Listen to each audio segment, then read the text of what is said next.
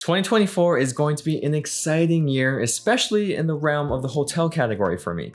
I also have to make the decision of ditching my Sapphire Preferred for its big brother, the Sapphire Reserve.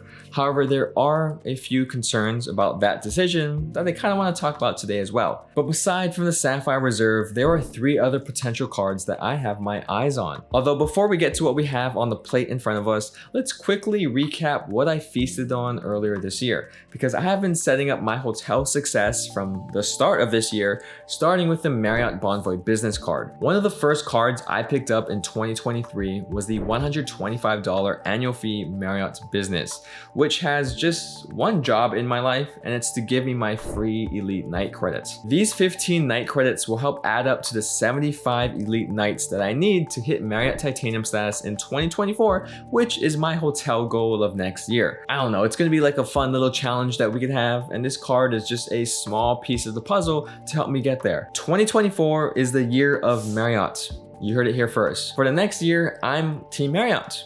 Who's with me? Now back to the card. Thankfully, the Marriott Business also comes with a free 35,000 point night award, meaning I could stay at any Marriott for one night if it has a point redemption level of 35,000 points. Or I could add up to 15,000 of my own Marriott points to stay at a 50,000 point hotel for one night. Unfortunately though, I have not been able to use this benefit this year because I could only start receiving it after my first anniversary date. I guess the only other notable perks that come with this card are automatic Marriott Gold status and a 7% room discount rate on certain bookings made with this card. My second credit card pickup in 2023 was the Chase Ink Business Cash, just to collect the 90,000 point sign-up bonus that was available at the time.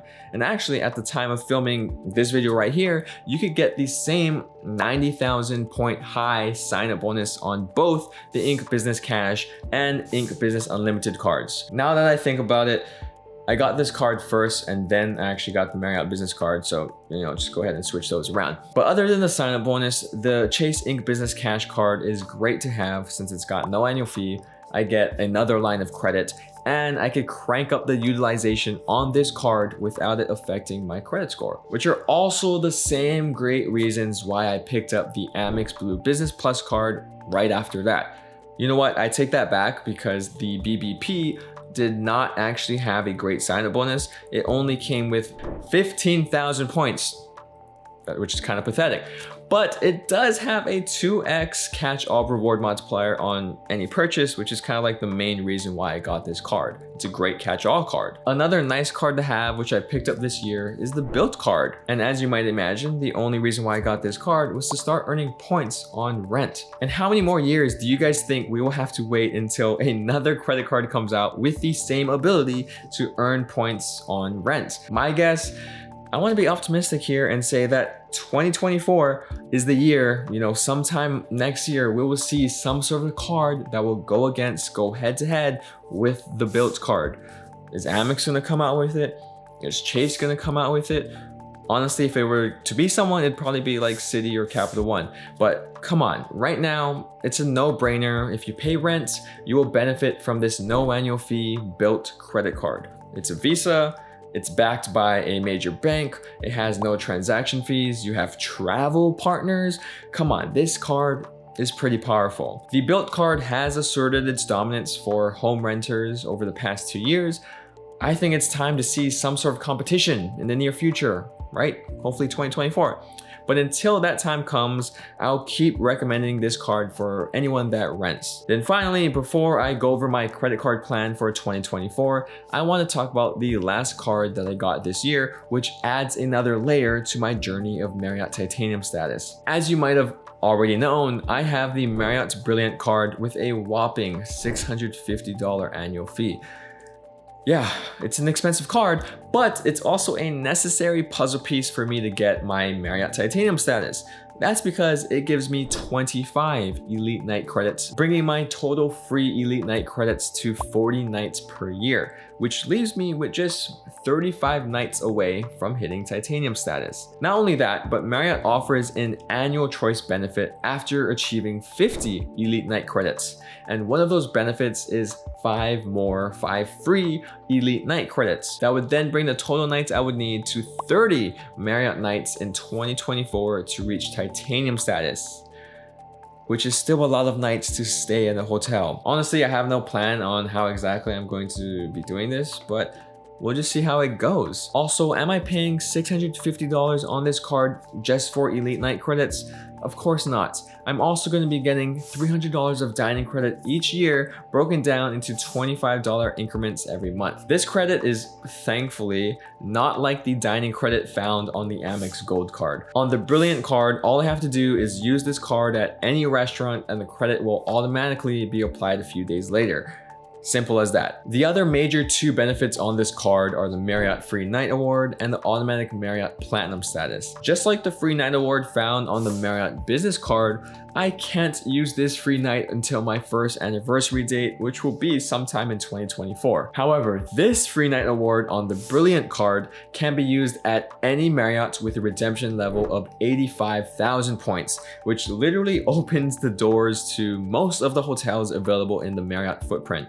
That now includes places even like Ritz-Carlton's and St. Regis. I could once again use 15,000 of my own Marriott points to stay at a hotel, costing up to 100,000 points for one night. Then we have the Marriott Platinum status. What exactly does that give you and how is it different from Marriott Titanium status? Platinum status has some notable perks such as 50% bonus points on stays, 4 p.m. late checkout, free room upgrades including up to suites, lounge access at certain Marriotts, and a welcome gift in the form of free breakfast or some other amenity. It just really depends on the brand. And I will say that many of you have responded saying that platinum status is more than enough. So I'm happy to have a card that basically pays my way into this status. Since that wraps up my cards in 2023, what exactly is my plan for 2024? Let's start with why do I even need Marriott Titanium status in the first place? The short answer is, well, I don't need it. I've heard your guys' feedback and I know I'll be happy with just platinum status. But I just wanted to see the difference for myself between titanium and platinum. Do I get noticeably more suite upgrades with titanium status versus platinum status? Is it worth having complimentary United Silver status? Is it worth receiving those cooler, more personalized welcome gifts at the hotels? I don't know, which is why I'm doing this for scientific purposes and want to find out for myself. However, aside from that side quest, what actual credit cards are on my wish list for 2024? Well, the first one I already mentioned earlier, which is the Chase Sapphire Reserve. Next year is my graduation year, I guess. You know, my Chase Sapphire 4-year rule will reset and I will be eligible to receive another sign-up bonus from a Sapphire credit card. But is the Sapphire Reserve worth it for me? Honestly, there are some pretty great things about this card that I would look forward to, like the automatic 1.5 cent per point redemption value on Chase Portal redemptions, or the Priority Pass restaurant benefits, or the $300 travel credit. But there are still some things that I am kind of iffy and on the fence about on this card. Starting with, why is this sign-up bonus so low? Why is it so bad? Let's be honest here. This is a $550 premium travel credit card, and you have a 60,000 point sign-up bonus? The $95 Sapphire Preferred usually shares the same exact sign-up bonus and even regularly has elevated offers going upwards of 100,000 Chase points. So what's the big deal, Chase? It's like you don't want people to sign up for your Sapphire Reserve.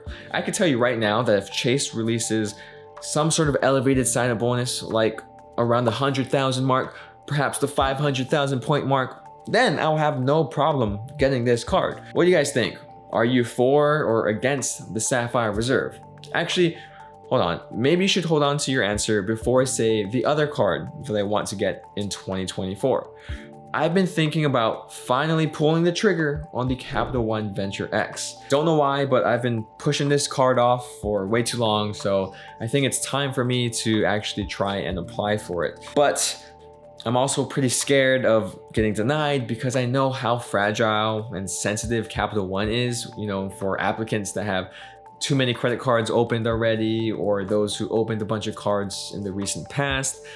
And then unfortunately, I'm that guy. On the flip side, the big things I'm looking for from this card are the Capital One Lounge access.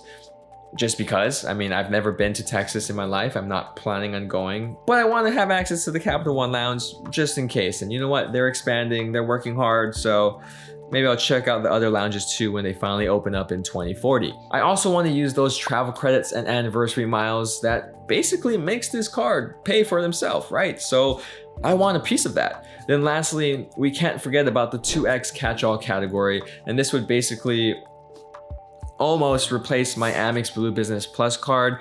And this reward category is a little bit better because when I'm traveling, my Amex Blue Business Plus card has foreign transaction fees, whereas the Venture X does not. And it's a Visa. Is it time for me to jump on the Venture X bandwagon? Perhaps. Or do I need the Sapphire Reserve more than the Venture X? Perhaps. Can I get both cards? Maybe. Do I need both cards and the Platinum card? Maybe. I don't know. Should I just get the Venture X and not the Sapphire Reserve? But unlike those first two cards that we just went over, I have a lesser talked about card that I might actually add to my wallet. It is the Costco Anywhere Visa Business card. This would literally only be used for when I fill up gas at Costco. I wouldn't even use this card when I'm buying groceries or buying things from Costco. Usually for those purchases, I just use my Chase Ink Business Unlimited.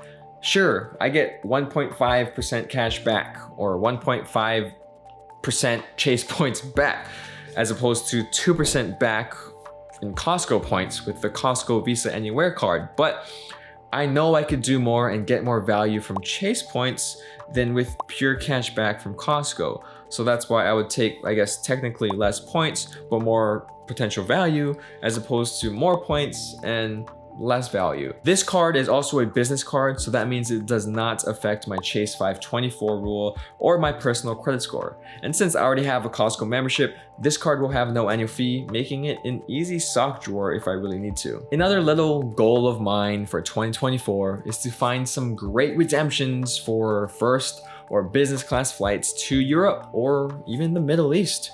I've made a video showing flying business class on ANA to Japan using points. So if you haven't already watched that video, go ahead and take a 13-minute break and watch that video as well. You deserve it. Now about those new upcoming flights, specifically I got my eyes on Emirates and maybe even Air France. Then lastly, on my plan for 2024, I have a card that I probably won't even get, but you know, I've looked at it for so long already, I may as well just add it onto this list.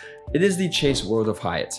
Now here's why I'm still kind of iffy about this card in 2024, and that's because 2024 is the year of Marriott. So I want to focus 1000% of my resources on Marriott. So why would I need a Hyatt card? I don't want to waste a night at Hyatt when I could have just stayed at a Marriott, is basically kind of where I'm going at. I know this card also comes with a free night award that will cover the $95 annual fee. But once again, I won't get that free night until my first anniversary date, which would be in 2025. So to me, that just says that I could wait on getting this card unless the World of Hyatt has some sort of all-time high sign-up bonus. Then okay, you might intrigue me then. Yes, I know before I did talk about that I was planning on getting the Venture X and World of Hyatt card this year in 2023, but however, plans took a huge detour once I set my mind on chasing Marriott status. So I ended up not getting those two cards this year. So we just push it back to next year. Unless my plans have bipolar disorder and, you know, switch around on me again in 2024, then maybe I'll get those cards in 2025. But thank you guys so much for watching, and be sure to check out how I flew on that business class flight by watching this video right here. Or you could check out this video here where I show how I paid only $130 to fly on this flight, which would have cost me at the time $11,000. Anyway, thank you guys again so much for watching. Okay, shoot.